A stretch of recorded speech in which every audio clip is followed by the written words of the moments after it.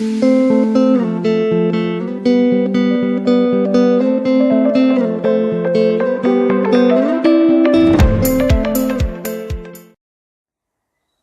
troisièmes décans. C'est un véritable rappel que vous devez faire attention sur l'endroit où vous portez votre attention. Cela a été présent dans le tirage général.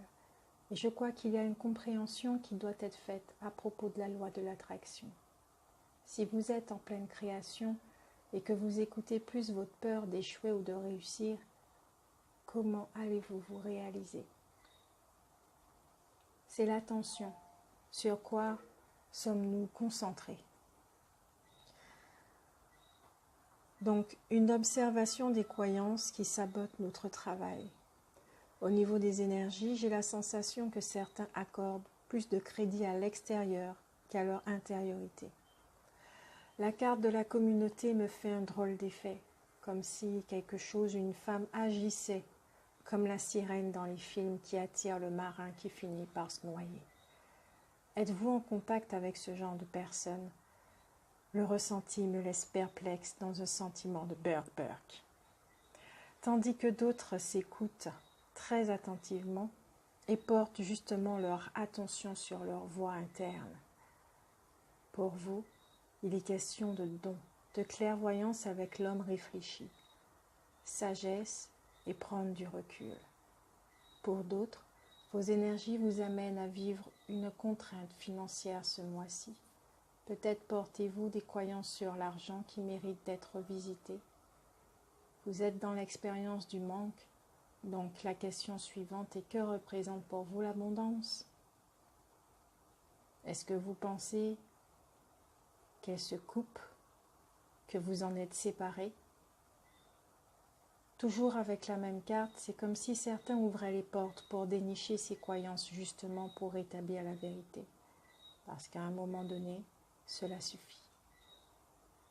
Puis on vous dit à tous que vous êtes le chemin, vous êtes l'histoire, avec la carte du chemin du temple. De ne pas hésiter à faire silence et de rentrer en contact avec la source.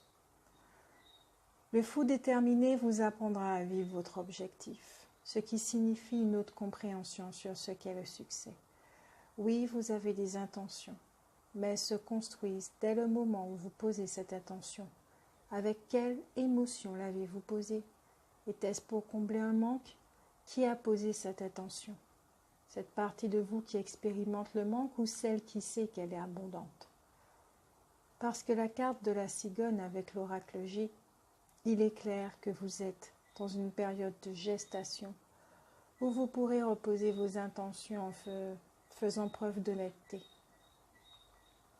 Si vous êtes dans la création d'un projet, poursuivez votre but, mais désormais en écoutant le silence, votre silence. Pour d'autres, je ressens qu'il peut y avoir une heureuse nouvelle, ou certaines qui accoucheront. Pour d'autres, j'y vois un long voyage, comme si quelqu'un revient vers vous avec quelque chose ou que vous retournez vers quelqu'un. Certains sont dans l'optique de présenter des excuses pour une meilleure harmonie en leur sein, parce qu'ils ont écouté certaines personnes. Oui, il y a comme une grosse prise de conscience. D'autant plus que Michael les encourage en leur disant qu'ils sont les créateurs de cette situation et qu'ils ont le pouvoir de la transformer. Peut-être qu'il y a des peurs pour entrer en contact avec cette personne parce qu'ils ont laissé cet être dans un état de douleur. L'ancienne, dans les esprits de la forêt, leur dit bien de puiser dans leur sagesse pour se dépasser, se surpasser. Que cela vous serve d'expérience ainsi qu'au niveau des intentions, qui pose l'intention, qui fait la demande. Avec le toucher des elfes, on dit qu'il est important de prendre du recul, de rentrer dans une forme de solitude parce que vous devez vous pardonner avant de demander pardon à l'autre. Ne culpabilisez pas, c'était une expérience qui vous a grandi, beaucoup grandi, et vous était nécessaire. Ne tombez pas dans le piège de la négativité. allez parler à cette personne.